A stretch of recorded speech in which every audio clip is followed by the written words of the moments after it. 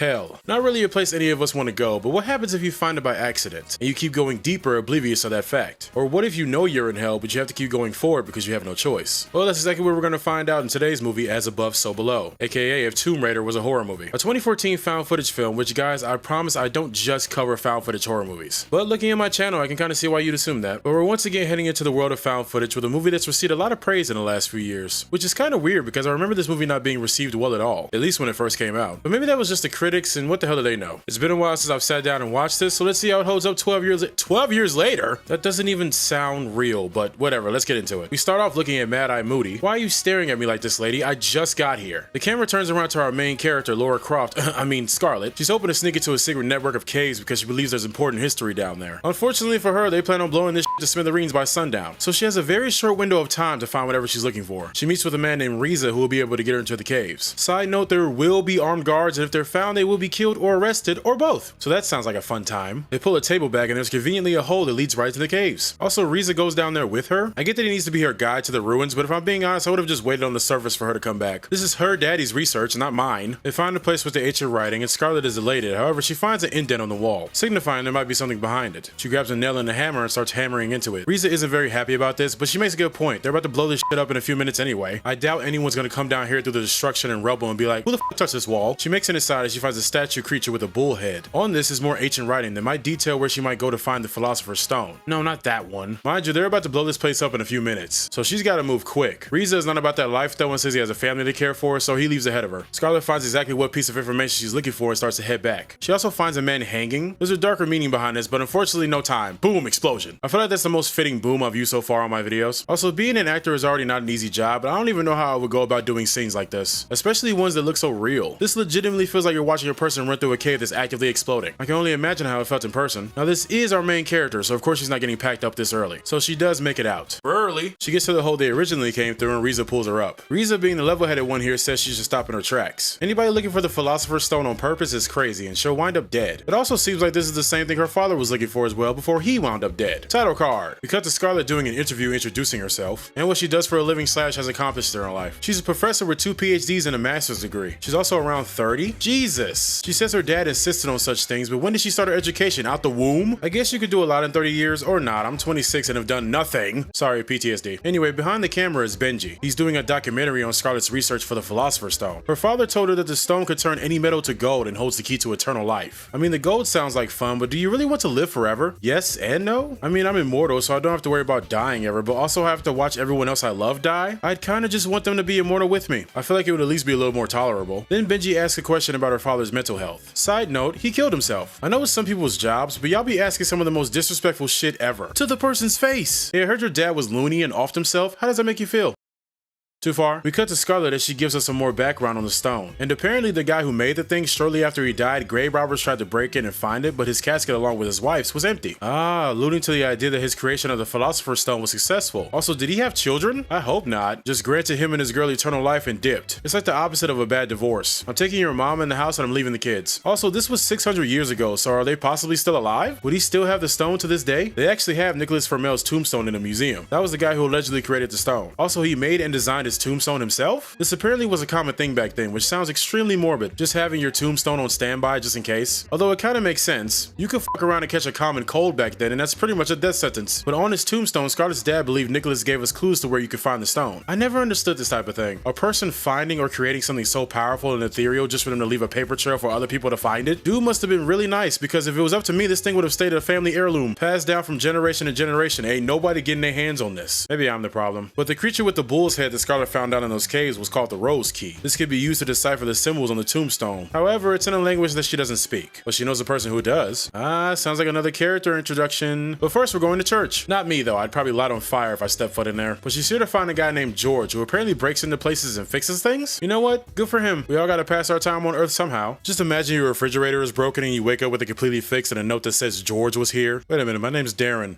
Honey, who the fuck is George? However, George wants nothing to do with Scarlet. They obviously have history together, and he is not a fan of the excursions that Scarlet has taken him on the past. Also noting that he wound up in jail in Turkey one time. I can't even imagine what it's like to be in regular jail, let alone a jail in another country. Also, George is your typical jokester comedic relief character in the horror movie, but it doesn't stop me from liking his character already. She gets his attention though when she mentions that she found the rose key, and that she would need his help deciphering it. But before he can accept or deny, the clock starts working again, which means they need to get the hell out of here. Side note, George just leaves his tools behind? I hope he went back for them because that's evidence you were here. Also, this clock hasn't worked in 284 years, yet he fixed it in what, a few hours? This thing just broke 284 years ago and no one in that amount of time thought to repair it? Anyway, after he gets joy out of seeing people's bewilderment that these bells are ringing, he agrees to translate the writing but nothing else past that. He gets them into the museum by talking to a woman he's obviously had sexual relations with in the past, but so far everything George is translating doesn't point them to a key or anything about the stone. So Scarlet gets the bright idea to take this thing off its display and look at the back of it. Starting to see why you guys ended up in that Turkish jail. They find nothing, however there was a line said earlier, sword is lime. Unfortunately for us we don't have a lime on standby, but oh look, conveniently placed cleaning supplies. She mixes a few chemicals together and voila, a message appears. See, I'm crazy till I'm not. They head outside the museum so they don't get arrested and start to decipher the message. It's basically a little poem, but they string it together as to mean the stone is halfway between Nicholas's grave and the gates of hell. Scarlet says the alchemists believe the number of the devil was 741, so they would have to go 741 feet beneath the earth, which means 370.5 feet beneath Nicholas's grave, where the stone should be. Damn, they got me out here doing math problems? I told my teacher I wouldn't need this shit when I graduated. But Benji asked a good question. How the hell are we supposed to get that deep into the earth? But he should have asked an even better question. Why the hell will we willingly go halfway to hell? Even if you guys didn't believe in hell, it's still a terrible idea. Although if these movies had good ideas, they all be 10 minutes long. But when in Paris, break it to the catacombs. That's not the exact saying, but you get the point. They're gonna have to go into the catacombs if they want to find the stone. Now, to know exactly where to look, they sign up for a tour of the catacombs. They actually reopened touring of the catacombs as recent as April of this year. Literally last month. Now, if you're unfamiliar, the Paris catacombs are over 200 miles of tunnels housing the remains of 6 million people. Insane how this is a thing that exists in real life. Even more insane that you can go see this in person. I feel like this will be an urban legend like Atlantis or some shit, but nope, it's real. They look at the map of both the city and the underground tunnels and realize there's a hidden chamber where multiple cities have collapsed near. They go on the tour, minus George because he has a strict no underground rule. They find the wall they need to get behind, but it's obviously not that easy. They need to figure out a way to the off-limits parts of the catacombs. As mentioned earlier, there's only certain areas the public is allowed to go. Most of the shits are not accessible and breaking into them is a big no-no. There's a younger guy nearby who tells them what club to go to and who to look for to get them into such a place. And I think you already know what I'm about to say. Who is this and why is he just conveniently here to point them in the right direction? Mind you, after this, the tour lady comes back and tells them to come back to the group. Scarlet apologizes, but when they turn around, he's gone. Was that a ghost? Is this a ghost? Yeah, they make it to the club and they look for a guy named Papillon. That's what the mystery boy told them to find. And this lady creepily walks past and looks at the camera like this. Do I know you? Why are your eyes so big? You look like you can see everything everywhere all at once. Benji here seems entranced because he watches her walk away. Oh yeah, those French sure are mysterious. There she is again. Lady, who are you? Part of me thinks it's a ghost. The other part of me thinks she wants a piece of Benji. Also, Benji makes no comment on this. They find Papillon, who I don't really like. No particular reason, he just comes off as overly arrogant. Scarlet explains that she found a hidden pathway in the catacombs and that she needs his help getting there. He doesn't believe her at first and thinks she's joking, but once he sees she's dead serious and there also might be treasure involved, he agrees. Also asking for half of what they find, which is fair, I guess. Oh, by the way, she's not dumb. She completely leaves out the fact that she's looking for the Philosopher's Stone. We cut to the next morning and Papillon is showing them all the gear they're gonna need. George remarking that he's not going and Scarlet is trying to convince him that he is. Scarlet, you literally only found him to translate the tombstone. George is right, you don't need him to go. You just want him to go. And I don't blame her. She'd essentially be going down there with a bunch of people she barely knows. While that's happening though, Papillon introduces everyone to his crew. And as much as I may dislike Papillon, Benji is no better. Not even a few minutes into meeting these people, he asks Papillon's friend Zed about how he got the scar on his hand. Benji, are you cool? What is with you asking overly personal questions that could trigger someone's trauma? Once again, you just met these people. We get some extremely cringy character building moments with Pap and Zed. I'm shortening his name to Pap for the rest of the video unless it calls for otherwise. He even uses graffiti to put this on the wall a few minutes later, which honestly I just think he does this to show off. He said right before this we had to be quick or the police would catch us. This doesn't seem very time efficient, Pap. They walk down some train tracks and towards a big tunnel. Pap shows them the hole they're supposed to be going into and George keeps insisting he's not going, yet somehow you followed them this far? I don't know about you, George, but if I really don't want to do something, I don't do it. Foreign concept, I know, but in reality you should have been gone right after you deciphered that message at the museum. That's when I personally would have left. No time for that though, cause boom, French kiss. I mean,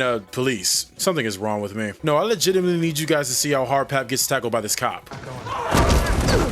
Damn. Also, I think they only tackle Pap. Everyone else got out of dodge while Pap was getting the quarterback treatment. Well, George, you should have made your choice sooner. Now you're down here by force. And somehow Pap makes it out. Could have sworn you were pinned down pretty good there, bud. But there's this thing called plot, so of course he made it out. Also forgot to mention Benji installed mini cams into their headlamps. So you get this POV thing going on. George is not happy with Scarlet whatsoever. She's happy that he's here, but he does not care about that at all. Also, I think she might have a thing for him. Yes, no, maybe so. Anyway, they begin to make their way through the tunnels. They happen upon whatever this is. Who are these people? Is this a cult? It's the girl from before. Pap is way too casual about this. Oh man, you know, crazy people here. What can you do? That was probably top 5 worst French accents you've ever heard in your life. Surprised James didn't make a comment on that. James? James? He's not here. Wait a minute, he's always here. Oh well, maybe something came up. Anyway, they make it to some sort of split in the path. One route requires them to crawl over human bones, and the other one is just blocked up by some rubble. Benji isn't enthused about the bone route, so Scarlet suggests they take the rubble route. However, Pap strictly forbids it. He claims that people that go in there don't come back out. Even telling the story of one of his friends that went in there and he hasn't been seen since. Scarlet claims it sounds like an urban legend, but are you French? Have you explored these tunnels multiple times and know them like the back of your hand? No. Then why are you questioning the guy who does? Benji, grow a pair. I wouldn't want to inhale human dust particles either, but I also want to make it back to the surface and not become another cautionary tale. Pap straight up denies following them in there. He says they're free to go, but it won't be with him. George pulls Scarlet to the side and convinces her to take the bone route even though it's longer. We then get the most overwhelming scene in this movie so far. They all start crawling forward and halfway through Benji gets stuck. I'm sorry, why do we not scoop some bones onto the ground for easier access? Trying not to be disrespectful? That would make sense if we weren't crawling on them. Anyway, I can't explain it without showing you, so watch this. I'm stuck. No, fuck. Okay.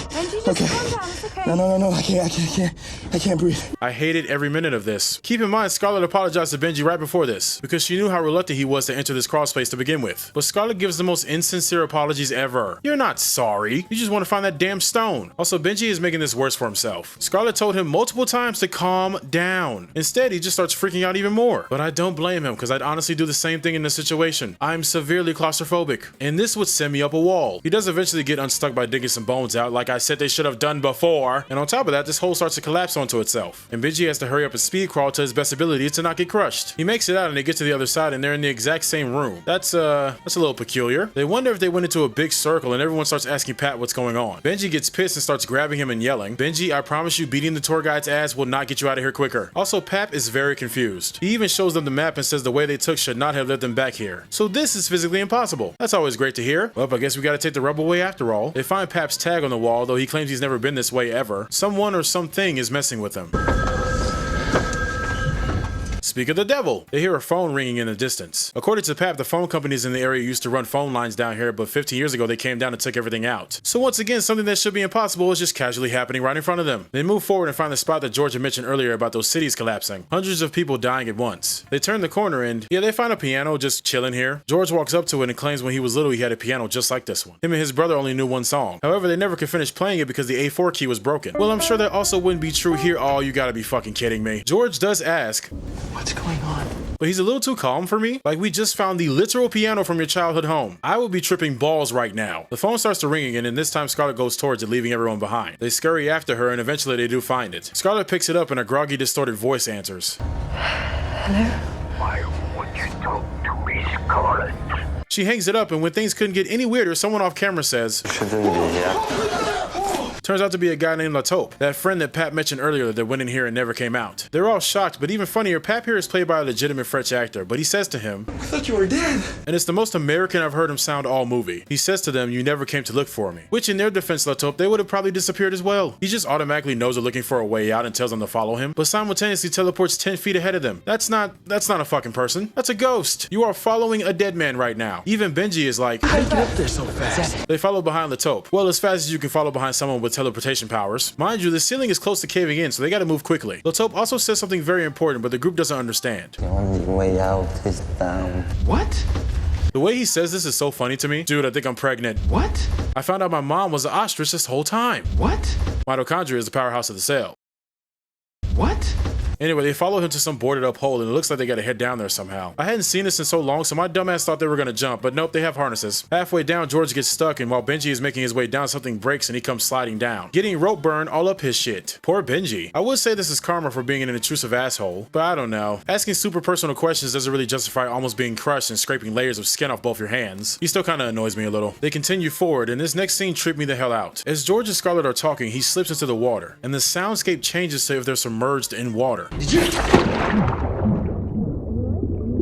Now, at first I thought something had happened to the camera, but no, everyone's above the water, it just sounds like they're under it. This is the coolest / scariest thing I've ever seen, or I guess heard. This doesn't last long though, and a loud noise pierces through everyone's eardrums, and the walls and ground begin to shake. They also see a little boy for a brief second. I wonder what that's about. George asks Pap how long he's known Latope, and Pap says he's different, implying that he didn't used to act this way. Well, either 1, he's a ghost, 2, he's a ghost, or 3, he's a ghost. They end up in a room, which at first they think is a dead end, and they all start chastising Latope. Even Pap, which, calm down buddy, you were just the same person getting yelled at because of that loop-de-loop we did earlier. George notices a symbol on the wall that calls back to the poem they found on the back of Flamel's tombstone. Winged vulture leads the way, and this vulture is pointing at something. It's a stack of stones. Now Scarlett and George put together they have to pull one of these stone slabs out to open a pathway. However, they pull out the wrong one and the entire ceiling caves in and kills everyone in the room. What? Besides Latope, because he's already dead. So no pressure. I also love how they figured this out. Kinda reminds me of the puzzles you would do in an escape room, which I've never been to one because I can barely figure out video game puzzles, let alone real life ones. They do of course pull out the right slab, otherwise this movie would have been 50 minutes long. Scarlett crawls through and she expresses excitement. She encourages George to come see what she sees and they find a tomb. And a body? An extremely preserved body. I'm no rocket scientist, but I don't think that's physically possible. In fact, I'm pretty sure it's supernatural. George thinks this might be the end of the road when it comes to finding the stone, but Scarlett isn't sold. She refers back to the poem once again and tells everyone to turn their headlamps off. Wait, what? Somehow everyone agrees to this, and they see something glowing underwater. Scarlett heads down there and finds some loose stone slabs. Her and Pat pull them out and it shows an underwater passageway. Scarlett says fuck it and swims down there, and when she gets to the surface, oh shit, we rich! Mama, you ain't gotta work another day in your life. George notices she's been gone for a little too long, so he heads in after her. And eventually they all join them and start celebrating on their discovery. Pap and the gang are excited about the gold, and Scarlett is excited that she finally found the stone. And Latope is standing here like this. Is he zoned out? Can ghosts have ADHD too? She then carves the stone out of the wall, all while the others struggle to open the metal bars withholding the treasure. Unfortunately, Scarlett remembers booby traps are a thing. She tries to stop them, but it's too late. They get the metal bars open and the entire room caves in on them. They all make it out. Early. What the? It's like the second time I've heard James and I look over and he's not there. Maybe I'm losing my mind. Anyway, like I said, they make it out. However, everyone is bruised in some sort of way. Scarlett's shoulder is fucked up. Zed's nose is broken. It's all bad. They do a head count, but Susie isn't there. They look over to see her buried under some large boulders and rocks. She's alive, thankfully, although her arm is badly injured. All their medical supplies and gear were in that room, though. Scarlett gets the bright idea to use the stone. She crumbles up some dust from the stone and places it on Susie's arm, and it heals. What? Mindfuck. So the stone does work. Good to know. They scavenge around for exits and they find something etched onto the ceiling. This is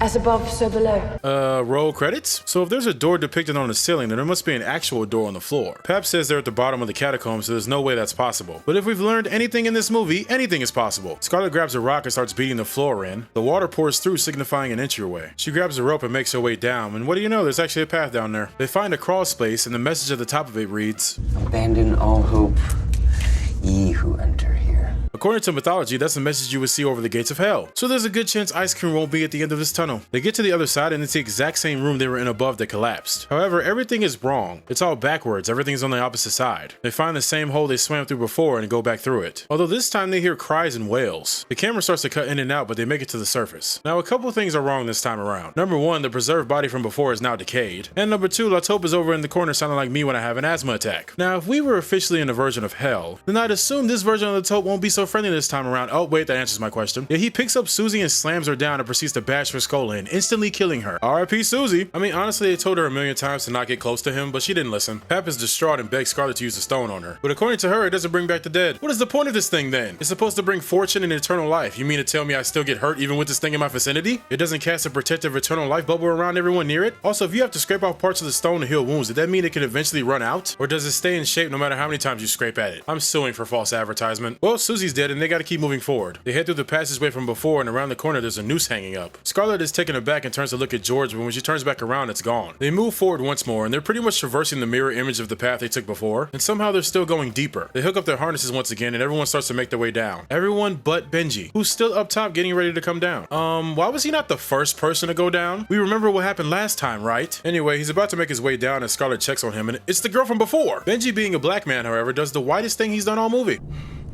Is somebody there? Motherfucker, yes! And you should have been left! He grabs the camera and checks to see what's behind him, and when he does, a woman with a baby appears and screams in his face. It scares him and he falls straight to his death. R.I.P. Benji. Well, at least he averted expectations by not being the first person to die. By the way, I know there's symbolic reasons for each person's death in this movie. I'll be going over those at the end. With 2 members of the crew now dead, they have no choice but to keep moving. It sucks when people die in situations like this, because you have very little time to mourn before you reluctantly have to leave. They make their way through the human bone crawl space once again, and this time George sees someone under the water. His little brother Danny, who died from a drowning. George starts to freak out, but Scarlett assures him that what he's seeing is not real. He calms down and they keep moving. They make their way through a large open space, and around the corner there's a car completely ablaze. We also see a curly-haired boy inside as he turns toward them, and we see burn scars on half of his face. Pap recognizes him as he says out loud, as the fire grows stronger, Pap is pulled towards the car by a force we can't see. They try to grab him and pull him back, but it's no use. He's pulled into the car and it crumples up as if it's a piece of paper. Nothing is left besides Pap's feet going straight into the ground. Damn, 3 people dead in a matter of minutes? Well, now it's just Zed, George, and Scarlett. I always love it when the last 3 or 4 people in a horror movie consist of individuals that have known each other for years, and also people who just met today. As they continue to walk through the maze of tunnels, a large hooded figure walks past. Oh shit, maybe Tully was onto something. Although this kinda looks like the tall version of those hooded creatures from Star Wars. Also in the middle of this, Scarlett and George decide to have a sentimental moment. I halfway understand these type of scenes. Like on one hand, if you guys don't make it, you might as well express the feelings you've always wanted to express. But on the other hand, we kinda don't have time for this. It's also terrifying to think they're actively traversing hell. Like certain parts of this movie give me goosebumps. Because you have so many different depictions of hell, but the scariest one for me is always the sort of limbo. You're stuck in an altered version of Earth with no way out. Everything looks the same, but it's not. With spirits from your past walking around haunting you for the rest of time. That scares the hell out of me. They find the hooded figure sitting down in an old wooden chair facing away from them. They try to sneak past it, but it gets up and turns around and it looks like this. Yeah, that's definitely the face of friendship. Also forgot to mention that the faces of the damned are carved into the walls. Although these carvings decide they want to come out and play and burst out of the concrete. One of them taking a big bite out of George's neck. George, no! You're the only person I kinda like here. They drag him off into the distance, leaving the camera on the ground. But luckily we can still see through their headlamp cams. George is bleeding out as we speak, so Scarlett begins to use a stone, but it doesn't work. What the hell? Why is it not working? George says something to her while still choking on his own blood, mind you, and it causes her to think about something they said before. And she realizes the stone that she has is not the real stone. In fact, she needs to go back to that room and put the stone back into the wall and find the hidden real stone. What she experienced before with healing Susie was deception, leading them into a falsehood of security. And shout out to Scarlett, because she goes back and straight up muffs the shit out of one of the stone creatures in her way. Also R.I.P. Benji one last time. She proceeds to climb her way back up to the top, and the pathways that were once filled with water are now filled with blood. She hears gargling noises as hands appear through the blood and try to pull her down. Damn, she's like covered in blood now. She breaks free and crawls into the other room with the dead guy. However, she sees someone hanging from the ceiling, presumably her dad who killed himself. Although when she takes the cover off his head, it's her own face yelling back at her. And human mouths appear on the ground for some reason. Okay, now that's actually a Death Grips album cover. Also surprised we never got a scene with this guy coming back to life or suddenly disappearing or anything. Also, who is this? Is this Nicholas Flamel himself? Anyway, she goes underwater again, or I guess in this case under blood. She places the fake stone back in its original place and says, I've rectified.